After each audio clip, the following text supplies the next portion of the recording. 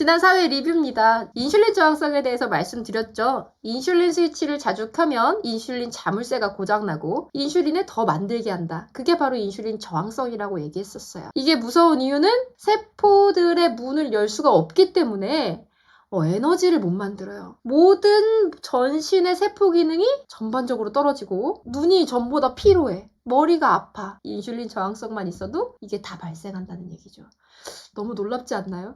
그래서 인슐린 저항성이 또한 우리가 알고 있는 당뇨, 혈압, 고지혈 이런 증상들의 원인이 되기도 해요. 또한 다이어트를 방해하죠. 그래서 뭘 하라고 했어요? 첫 번째, 간식 먹지 않기. 잘하고 있죠?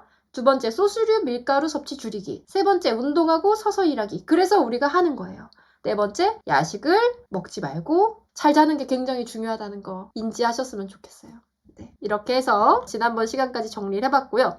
자, 체중계에 올라설 때 어떤 기분이 드시나요? 두려우세요? 아니면 조금 설레시나요? 체중계가 사실 정확하게 우리 몸의 상태를 반영하기는 좀 어렵죠. 체중이 낮아도 비만일 수 있고 체중이 높아도 정상일 수 있어요. 사실 저도 이제 운동 같은 걸 다녀보면 헬스장에 있는 코치들은 항상 인바디를 하라고 해요. 또는 줄자를 재라고 하고.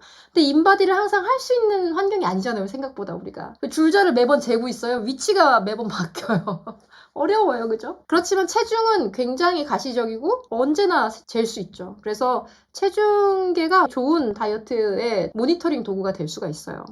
그래서 오늘은 체중을 도구로서 쓰는 방법과 체중의 변화에 대해서 이해하기 전에 우리 몸이 체중을 어떻게 조절하는지 먼저 한번 말씀드리도록 하겠습니다. 오늘의 주제예요. 우리 몸은 체중을 어떻게 조절하는가. 여러분 한번 가정해 봅시다. 우리가 한없이 많이 먹는다고 했을 때 막 100kg를 넘어서 막 코끼리만큼 커질 수 있을까요?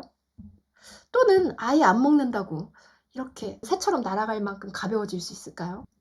어떻게 생각하세요? 그쵸. 한없이 체중이 증가하거나 한없이 체중이 감소하는 일은 건강한 사람들한테선 나타나지 않습니다.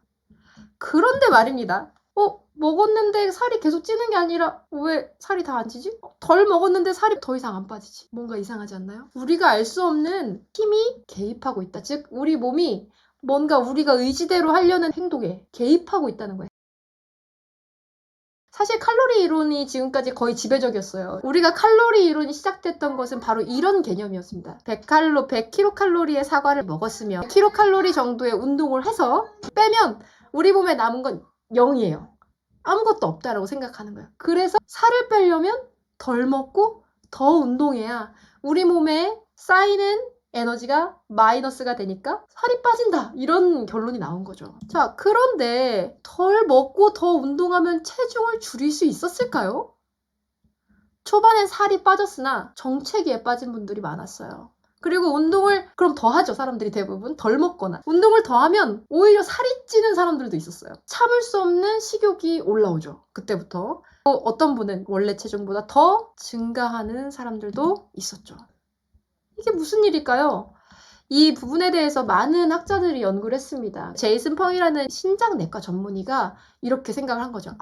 비만은 칼로리의 플러스 마이너스 산술, 더하기 빼기가 아니라 이건 분명히 대사 문제, 즉 몸의 호르몬의 문제다라고 본인의 이제 저서에 적었습니다. 이게 바로 사실 제가 말씀드리고 있는 비만에 대한 올바른 생각이죠. 세트포인트 이론이 있는데 여기선 뭐라고 설명했냐면 우리의 체중은 이미 정해져 있으며 몸은 이 체중의 설정값을 유지하려고 노력한다는 거예요. 놀랍지 않습니까? 사실 우리는 생각할 때 이렇게 생각해요. 나는 내 체중이 58kg야. 58kg니까 나는 52kg까지 뺄 거야. 그럼 52kg가 내 체중이 되겠지? 라고 생각해요. 근데 8kg라고 내 몸이 5년 동안 살았어. 그럼 58kg가 내 몸의 세팅값이 되는 거예요. 그게 조금이라도 내려가는 순간 다시 돌아가게끔 몸이 움직인다는 거죠. 몸이 인지하는 그 순간부터 원래대로 돌아가려는 에너지가 작용하는 거예요. 그게 바로 세트포인트 이론의 핵심이에요. 즉 우리 몸은 설정값으로 돌아가길 원한다라는 걸 아시는 게 중요한 거죠. 그게 바로 요요가 되는 거예요. 자, 이 상태가 발동이 되면 저칼로리 식사를 더 이상 지속할 수 없어요. 너무 배가 고프거든요. 그리고 지나가는데 냄새가 너무 자극적이야. 다 느껴져. 빵집 햄버거 옆에 있는 애 뭐 먹는 냄새, 초콜릿 냄새 난리가 나요. 그게 왜요? 내가 의지가 없는 게 아니에요. 내 몸이 대사를 그쪽 방향으로 가는 거예요. 자꾸 먹게 하는 방향으로. 뭘로? 호르몬으로. 호르몬을 발동시키는 거죠. 더 먹게. 그리고 두 번째는 몸이 너무 추워요. 너무 추워서 움직일 수조차 없을 정도로 몸 기운이 뚝 떨어져요. 대사를 떨어뜨림으로써 몸에서는 에너지를 보유하려는 강한 방향성이 생기는 거죠. 자, 이거를 조금 더 과학적인 원리로 설명드리면 식욕을 촉진해서 더 먹게 만들고 대사를 느리게 해서 에너지를 아끼고 섭취한 음식물의 흡수율을 높이고 저장해요. 나는 물만 먹어도 살쪄 하시는 분 계시죠? 이게 이 상태인 거예요. 흡수율이 굉장히 높아진 상태. 그냥 조금만 먹어도 다 살로 저장하는. 그게 바로 대사율보다 축적률이 높아지는 상태가 되는 거예요. 이게 다 뭐 때문이에요? 호르몬 때문에 이렇게 되는 거예요. 그럼 반대로 생각을 해볼까요? 원래 체중이 잘 조절되던 분이 과식을 했어. 한 번 정도 치팅을 해. 그럼 어떻게 되냐? 반대로 식욕을 억제해서 덜 먹게 만들고 대사를 촉진해서 에너지를 더 써요. 열을 내요. 심지어 자는데도 더 열이 나요. 많이 먹으면. 대사가 잘 되는 분들은 그래요. 소화하는데도 더 에너지를 써요. 같은 음식을 소화하는데도 더 많은 에너지를 쓴대요. 섭취한 음식물을 다 흡수 안 하고 조금만 쓰고 버리는 거예요. 나머지는. 그래서 이런 경우는 많이 먹어도 배출을 쉽게 하시는 몸이 되는 거예요.